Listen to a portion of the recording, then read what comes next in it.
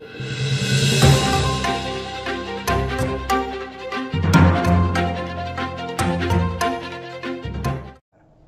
TNT न्यूजमध्ये स्वागत आहे। बघूया आजच्या दिवसभरातील घडामोडी। श्री क्षेत्र नृसिंहवाडीच्या सरपंचपदी चित्रा रमेश सुतार यांची वर्णी।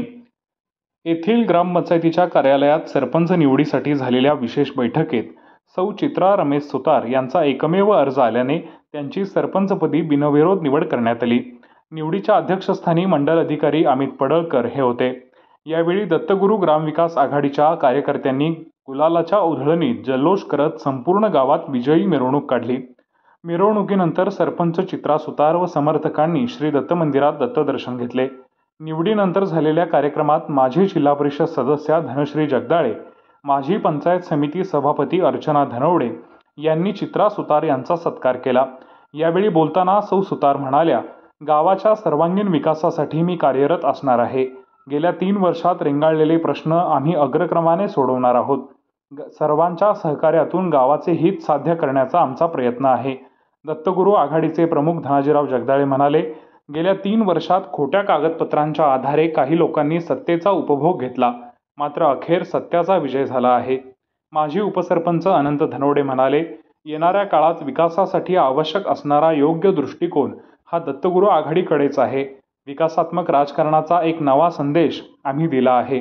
मराठा नेते सागर धनवडे म्हणाले, मागील काळात काही सदस्यांनी ग्रामपंचायतीचे नुकसान केले, मात्र पुन्हा जगदाळे धनवडे गटाची सत्ता प्रस्थापित झाल्याने त्यांना शह बसला आहे।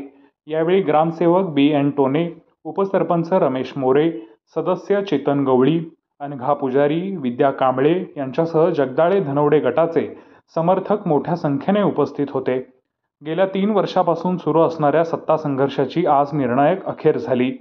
गावातील गल्लीच्या राजकारणापासून ते सर्वोच्च न्यायालयात दिल्लीपर्यंत हा संघर्ष सुरू होता। रमेश सुतार व चेतन गवळी यांच्या तक्रारीमुळे तत्कालीन सरपंच पार्वती कुंभार यांना पदावरून पायउतार व्हावे लागले होते।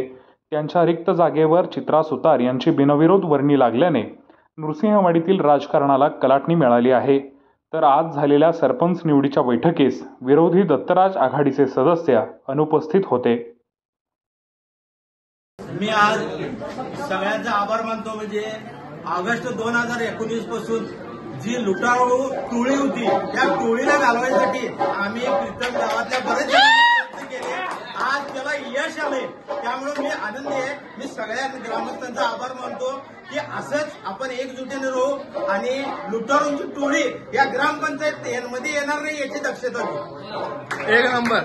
आपल्या परिसरातील घडामोडी पाहण्यासाठी TNT न्यूजला लाईक करा, शेअर करा, सबस्क्राईब करा आणि बेल आयकॉनवर क्लिक करायला विसरू नका।